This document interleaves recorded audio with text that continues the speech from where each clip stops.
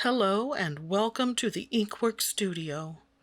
This session is full of voiceovering, so you are forewarned that it's non-stop talk for the duration. A quick word about the sound quality. My apologies for the underlying hum of noise. I forgot that I wanted to use the audio recording and didn't take steps to reduce background sounds, like closing the window and controlling the heavy breathing. Heck, I may have even had the fan on. You might notice that this is not the same book as last time. That's because I wanted to show other options. Whereas last time it was a wire-bound mixed media journal, this time it's the hardbound Antiquarian Sticker Book. Why would I journal in a sticker book? Because the stickers are on the front side, leaving the back side a blank canvas. Well, technically there's a decorative print on it, but I think you know what I mean. So essentially, half of the book is available for journaling. Hey, when you can't quite swing 30 to 40 bucks for a fancy leather-bound journal, you have to get creative. The importance of thrift has been brought up recently by a couple of YouTube creators, Lindsay the Frugal Crafter and Sarah Bailey. Links to those videos will be added. And I bring it up because the topic relates to my approach to this creative form. For many months, I'd contemplated whether or not to explore collage and specifically junk journaling. But I kept waffling over pursuing this relatively new interest because I was hesitant to spend the money on supplies. And by supplies, I mostly mean the pretty stationery and fancy journals that are so tempting. But then I realized I could reduce the costs by using books I already had, like a discounted mixed media journal that producer Mike had purchased for me last spring, and a sticker book that he'd given to me last Christmas. Without having to purchase more journals, the startup cost was significantly reduced, so I went for it. And there are a couple of things I've done to further reduce costs. One, I've taken some old sketches and practice pieces of watercolor to add to my stash of ephemera, and I intend to create new small paintings specifically for journal use. And two, I went through some old magazines that will all eventually end up in recycling and tore out any bits I thought I could use. Of course, for the first couple of spreads, I'd forgotten I had that resource. Hopefully, I will remember next time, especially now that I've put those pieces into a small plastic file folder. Working with the assumption that I'll be doing this for a while, I'm trying to remember to grab any flyers, menus, and business cards while out and about. It all adds to the stash. So, yeah, I still want to get one of those cool leather-bound journals, and I like to think it will be possible thanks to thrift applied in various ways. That reminds me, if you've seen, there's an older video where I was painting away and only realized in post that my ragged, torn shirt sleeve was on full display throughout.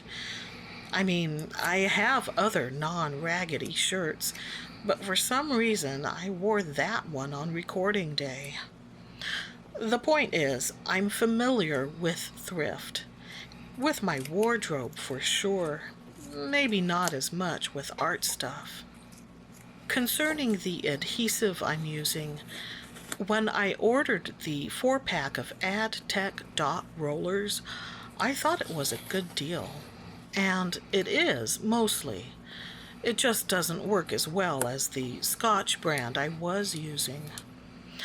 It's not as smooth and it skips occasionally, making it a little bit of a struggle. But I'm going to use that roller with a smile because, gosh darn it, I bought 4 of them. The plan for the background was to create a fancy tri-section by exposing the printed design on the left, placing a strip of the glassine sheet in the center, and adding a strip of brown cardstock on the right. But that felt like next level stuff. This is only my second collage spread, so I simplified. For these pages, I like to have a theme in mind. Last time it was self-medicating with hot tea. This time it's the end of summer. So there's greenery and flowers and bugs and even a nod to our yard bunnies. It's not on camera, unfortunately, but that scallop edger was used to cut a couple of watercolor practice scraps. The quinacridone gold swatch on the left page, and the cloverish botanical on the right page. Yeah, my penchant for hoarding is finally starting to pay off. I was recently asked how I decide on a layout, and the answer is it's sort of complicated because there's a lot to consider. For example, the choice of book can be a factor, since wire binding can present challenges if you want a continuous 2-pager. For this spread, I chose a theme, however vague, and pulled some items I thought matched, and some that didn't match, but I wanted to use anyway. From there, it was down to arranging. A big part of all of this is aesthetics, what looks pleasing to you. But I also want to include space for writing. So having an idea of how much writing you plan to do is helpful.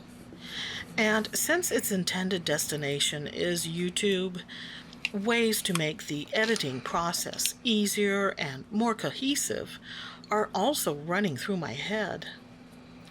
That's the long answer.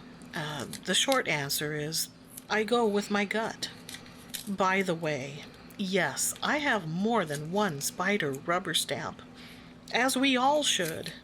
My rubber stamp collection amounts to about 15. They're mostly small and Halloween related. Nearly all of which were found at Michael's craft store for $1 in their value bins. I use them on the treat bags we hand out each year. But I don't even know if they still offer dollar stamps. They might be up to $2 by now. That reminds me, the other day, producer Mike got me a bag of Rolos. He said it was the same price as last time, but we agreed that the bag was smaller and the individual candies had shrunk. Again. The sneaky bastards. I'm gonna have to roll Snickers to my friends. Pretty soon those will be the size Rolos were in the 1980s. And if that jingle is now stuck in your head, oh, you're welcome. Here the glass dip pen was used for the first time, not counting the initial test in a previous video. That's right, there was no practicing at all, and it shows. I'm not trying to make excuses, but the glassine and vellum papers used here were not good partners for the ink that came with the pen. When I first tested it, the ink worked fine, but I understand these types of papers are finicky. The glassine is very thin, and I probably should have used a fine liner instead. On the vellum, well, the ink sort of beaded on the surface, so I ended up dabbing to absorb the excess. I've since tried Higgins Black Magic on the vellum, and it performed better. But it takes some work to remove that ink, which is waterproof, from the grooves on the pen nib. Some thoughts as we near the end. Tearing off a corner of the glassine would have exposed a portion of the print beneath. That might have looked nice. And strategic ink splatter would have been entirely appropriate.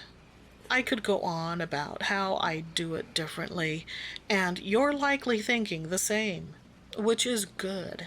That's how these things should be, personal and different for everybody. I'm happy to share this collage experience. You can call it being frugal, pinching pennies, or tightening the belt, but it comes down to the same thing: being smart with your resources. So until next time, stay smartsy, my friends.